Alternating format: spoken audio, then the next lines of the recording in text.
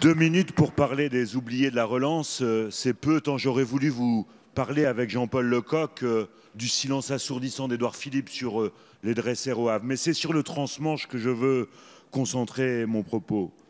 De tous nos quais, à Dieppe, Dunkerque, Calais, Le Havre, Caen, Cherbourg, Saint-Malo, Roscoff, montre l'exigence d'un plan de soutien massif au transmanche, percuté de plein fouet par la crise sanitaire et la quatorzaine britannique. Je viens de réunir les élus normands sur la jetée de Dieppe pour porter cette revendication pour la ligne Dieppe-New Haven, vieille d'un siècle et demi.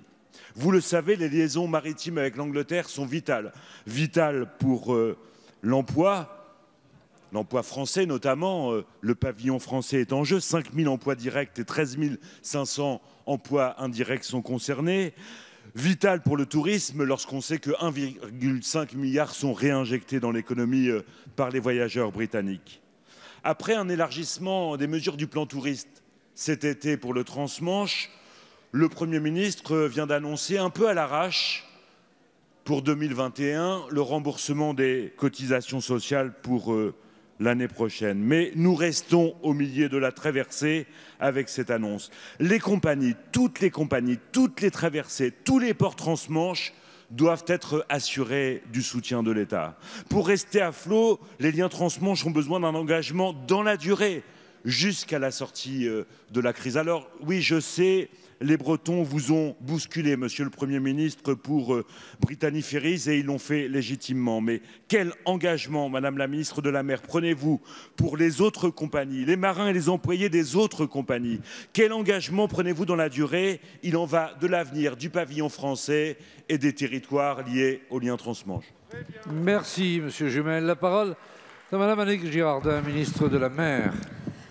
Monsieur le Président, Mesdames et Messieurs les députés, Monsieur le député Jumel, vous évoquez la situation des compagnies de ferries transmanche notamment. Nous l'avons évoqué ici mardi dernier dans cet hémicycle, effectivement à l'appel des élus de Bretagne, mais nous avions bien relevé à ce moment-là que vous étiez exprimé en rappelant qu'il y avait aussi la Normandie. Et bien sûr, il y a la Bretagne, il y a la Normandie et il y a la Méditerranée. Et mon objectif est bien de répondre à l'ensemble des transporteurs de passagers. Et c'est ce qu'a fait le Premier ministre mardi dernier ici dans l'hémicycle en venant compléter les mesures d'urgence que vous avez rappelées, qui ont été des mesures d'activité partielle ou de prêt garanti.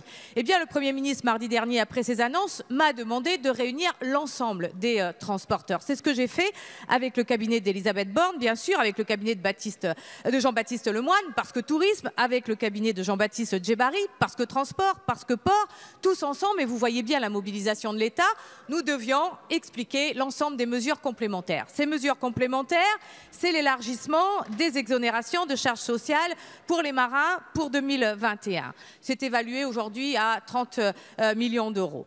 Des dispositifs spécifiques dédiés à la formation, il faut le rappeler, c'est important. Le chômage partiel de longue durée, mais aussi des mesures spécifiques au tourisme avec, vous le savez, le prêt complémentaire, le PGE 16 ans. Et là, nous avons une question et je vais être vigilante, c'est sur l'engagement des banques. Parce qu'il semble effectivement que les banques ont de la difficulté à jouer le jeu. Avec Bruno Le Maire, nous allons regarder cette difficulté supplémentaire. Et puis, bien sûr, il y a la suite. Il y a effectivement la suite et vous avez raison, monsieur le député. Nous en avons parlé ensemble. Il s'agit bien non seulement des compagnies de transport de ferry, mais bien sûr de l'aménagement du territoire, des territoires, de ressources dans chaque territoire, d'hommes, de femmes, de familles entières qui vivent de ces métiers et bien sûr de l'ensemble de cet écosystème. Eh bien, nous serons à leur côté. J'ai lancé déjà un travail sur le pavillon France et nous continuerons sur l'ensemble des activités maritimes. Si le Premier ministre et le Président ont décidé qu'il fallait un ministère de la mer pour être mieux entendu, eh bien, je ferai entendre ma voix. Merci, et j'espère que vous serez Madame la tous à mes côtés. Ministre.